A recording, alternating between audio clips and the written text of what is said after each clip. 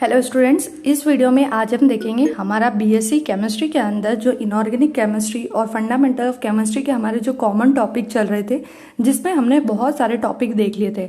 आज हम इसका सबसे लास्ट वाला टॉपिक देखने वाले हैं, जिसका नाम है विद्युत ऋणात्मकता। बहुत ही इंपॉर्टेंट टॉपिक है, मोस्टली एग्जाम में पूछा जाता है कि विद्युत ऋणात्मकता क्या होती है, ऐसे कौन कौन से कारक है जो विद्युत ऋणात्मकता को प्रभावित करते हैं और विद्युत ऋणात्मकता ज्ञात करने की विधि क्या होती है। तो आज हम वहीं देखने वाले, फटाफट से स्टार्ट करते हैं।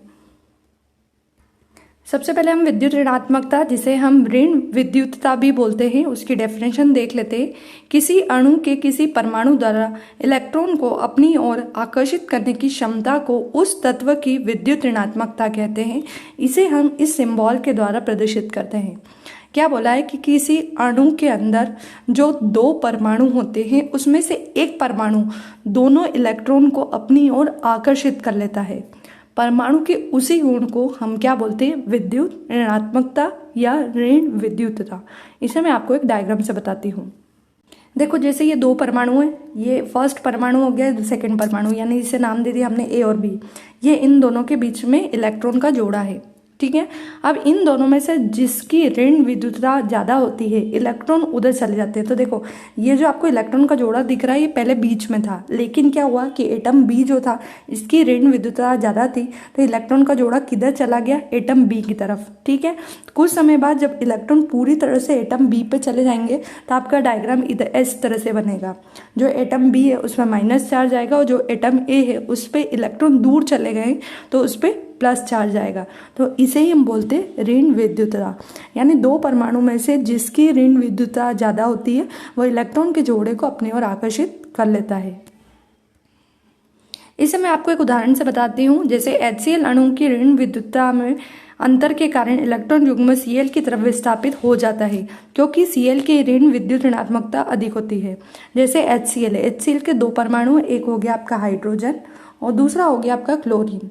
हाइड्रोजन और क्लोरीन में से क्लोरीन की ऋण विद्युतता ज़्यादा होती है, यानी दोनों इलेक्ट्रॉन क्लोरीन की तरफ शिफ्ट हो जाएंगे, तो हाइड्रोजन पे आ जाएगा प्लस चार्ज और क्लोरीन पे आ जाएगा माइनस चार्ज। अगली हेडिंग डालेंगे हम विद्युत ऋणात्मकता को प्रभावित करने वाले कारक, यानी ऐसे कौन कौन से कारक है जिससे ऋण विद्युतता या विद्युत ऋणात्मकता कम होती है या ज़्यादा होती है। पहला है परमाणु आकार, यानी साइज। परमाणु का आकार बढ़ने से इलेक्ट्रॉन का नाभिकीय आकर्षण कमजोर हो जाता है, अतः विद्युत ऋणात्मकता का मान कम हो जाता है। अब देखो क्या बोल रहा है, परमाणु का आकार बढ़ने से, यानी देखो ये एक परमाणु छोटा है, एक परमाणु बड़ा है। जब परमाणु बड़ा होता है तो अंदर जो नाभिकीय आकर्षण है वो इलेक्ट्रॉन को, ये जैसे ये इलेक्ट्रॉन का जोड़ा है ना, जिसे इस परमाणु को आकर्षित करना है। अभी परमाणु का जो नाभिकीय आवेश है, ये इस इलेक्ट्रॉन को ज़्यादा आकर्षित नहीं कर पाता है। क्यों? क्योंकि ये साइज बड़ा हो गया है।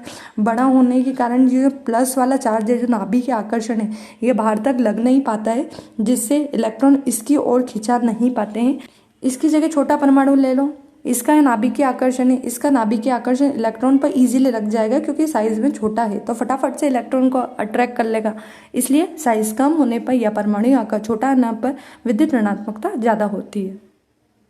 इसके बाद दूसरी हेडिंग डालोगे ऑक्सीकरण अवस्था।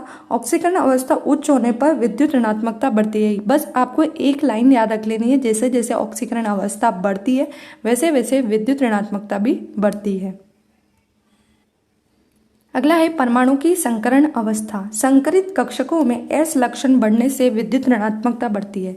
यानी जिस संकरण कक्षक में S का कैरेक्टर ज़्यादा होगा, परसेंटेज ज़्यादा होगा, वहाँ विद्युत ऋणात्मकता बढ़ती है। जैसे देखो sp3, sp2, sp।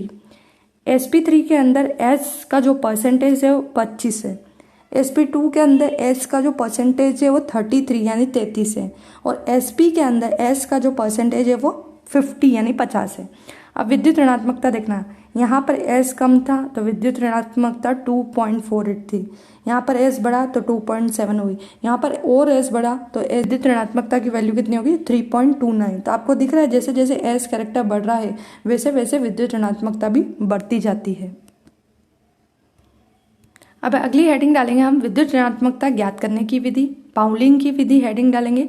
पाउलिंग की विधि में विद्युत ऋणात्मकता की गणना अणु AB के माध्य बंध ऊर्जा तथा समान अणु AA और BB सह संयोजक बंध ऊर्जा के अंतर द्वारा की जाती है।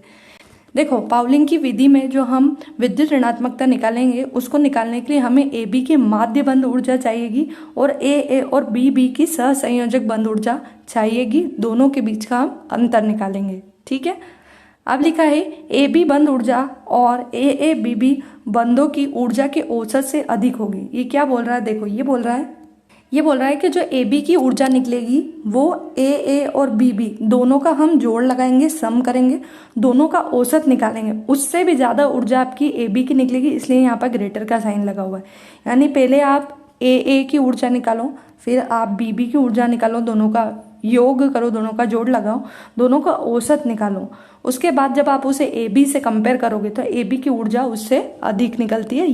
ये बोला था हमको पाउलिंग ने। आगे लिखा, पाउलिंग ने डेल AB के मानों से मापक्रम बनाया। F के लिए विद्युत ऋणात्मकता मान 4 मान का अन्य तत्वों के मान इससे तुलना करके निकालें। अब देखो, इसमें ना डायरेक्ट विद्युत ऋणात्मकता निकालना पॉसिबल नहीं था, तो पाउलिंग ने क्या करा, किसी एक तत्व जिसका इस तरह से औसत सबसे ज्यादा आ रहा था इस सूत्र से, वो था हमारा फ्लोरीन, जिसकी विद्युत ऋणात्मकता उन्होंने मान ली 4 और सबसे अधिक इसी की मानी कि फ्लोरीन एक ऐसा तत्व है जिसकी ऋण विद्युतता या विद्युत ऋणात्मकता 4 सबसे ज्यादा होती है। और इसको कंपेयर करके बाकी तत्वों के उसने क्या निकालना चालू करे, ऋण विद्युतता यानी विद्युत ऋणात्मकता निकाली। यानी इसको आधार, इसको बेस बनाया और बाकी तत्वों से इसकी विद्युत ऋणात्मकता इसका कंपेयर करके निकाल ली। तो ये थी विद्युत ऋणात्मकता निकालने की विधि, जिसमें मैंने आपको एक सूत्र बताया है। ये सूत्र आपको लिखना है। उसमें सूत्र में यही लिखा है कि AA और BB दोनों की ऊर्जा निकालकर जब हम उसका औसत निकालते हैं वो AB से कम आती है, यानी AB की माध्य ऊर्जा अधिक होती है। फिर बोला है कि उन्होंने फ्लोरीन का निकाला, फ्लोरीन की विद्युत ऋणात्मकता 4 रही और बाकी तत्वों को इससे कंपेयर कर दिया। तो ये था हमारा विद्युत ऋणात्मकता क्या होती है, उसे कौन कौन से कारक प्रभावित करते हैं और उसको ज्ञात करने की विधि। ये तीनों चीज़ें हमने देख ली हैं और यहाँ पर आपका ये टॉपिक कंप्लीट होता है। इसी तरह से आगे की यूनिट्स के भी मैं आपके लिए वीडियोस बनाती रहूँगी। आपको इस यूनिट के वीडियो पसंद आया हो तो लाइक करें, सब्सक्राइब करें, शेयर करना बिल्कुल भी ना भूलें, ताकि आने वाले नेक्स्ट यूनिट की वीडियोज़ आपको समय पर मिल सकें। Thank you.